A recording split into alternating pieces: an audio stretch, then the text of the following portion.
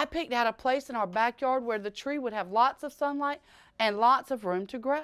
My name is Michelle Kelly. I'm a teacher here at Beaufort Head Start in Washington, North Carolina. I enjoy seeing the difference that I can make in a child's life. Because we're going to build what today? A pond. Today, Michelle's students are going to build a pond using the 3-step design and engineering process. First, they need to stop, think about it, plan it, build it, test it. So what do we need to do first? Dig a hole. The thinking and planning begins with watching videos on the classroom smartboard. The first one shows a young boy making his own pond. So what happens if it's got holes in it? The water will go out. The water will go out. It allows them to see ahead of time what others might see, because some of these children might not actually have ever seen a pond. So that way when we do our pond, it might give them some ideas of how to create ours or how to even make ours better than what they saw. Do y'all know what it looks like inside of a pond? No. Under the water? No. Let's see what it looks like under the water. Our other video that we watched was a virtual reality video where we could use our fingers to move inside as if we were inside the pond. And look, what are those? Fish. Then it's time to head outside. We're gonna walk out. Y'all ready? Take my hand. That way we can lead the line this way. Outdoors is an extension of inside learning. So when we go outside to play, we're not just actually playing. Sometimes we're talking about the trees.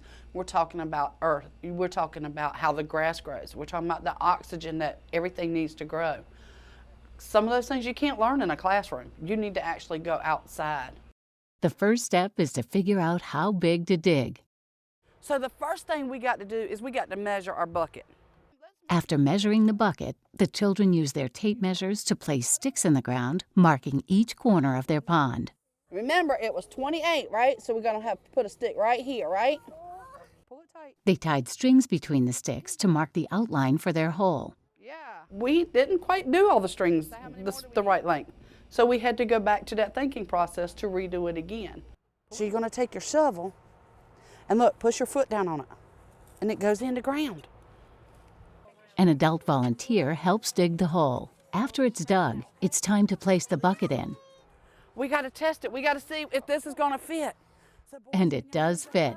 Now it's time to fill their pond with water. The kids form a bucket brigade, dipping small pails into a large bucket of water. You got a little bit? All right, go pour it in. All right. Next, it's time to put things like rocks and plants in and around their pond. They use technology to help guide them. Some of the children had virtual realities, and they were actually looking at a pond as if they were underwater. With the iPad, we wanted to look at what other kind of animals might live around the pond. So what can eat a mosquito? A frog. The activity is play, but it's also a lesson in science, technology, reading, engineering, arts and math, or STEAM. Their brain is like a sponge. It just soaks up and just keeps soaking up more and more knowledge. And the more that we teach them now, even the science part, the technology, the reading, engineering, arts and math, they soak it all up. They don't realize a lot of times that they're learning this stuff. The more we teach them now, and the more we start instilling of them and getting them to have a love for it now, the more successful they'll be later in life. I would take these into the classroom and put them in the classroom so that the children can actually, and you can do this, screw them in.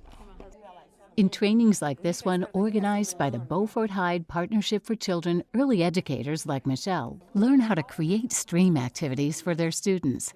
Trainer Angela Wilson shows teachers how a wide variety of simple objects can be used.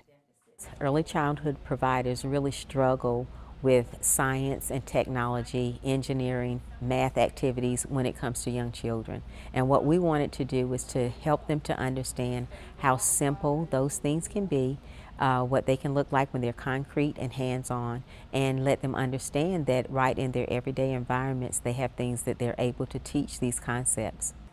Wilson also shows teachers how taking activities outdoors can enhance STEAM activities.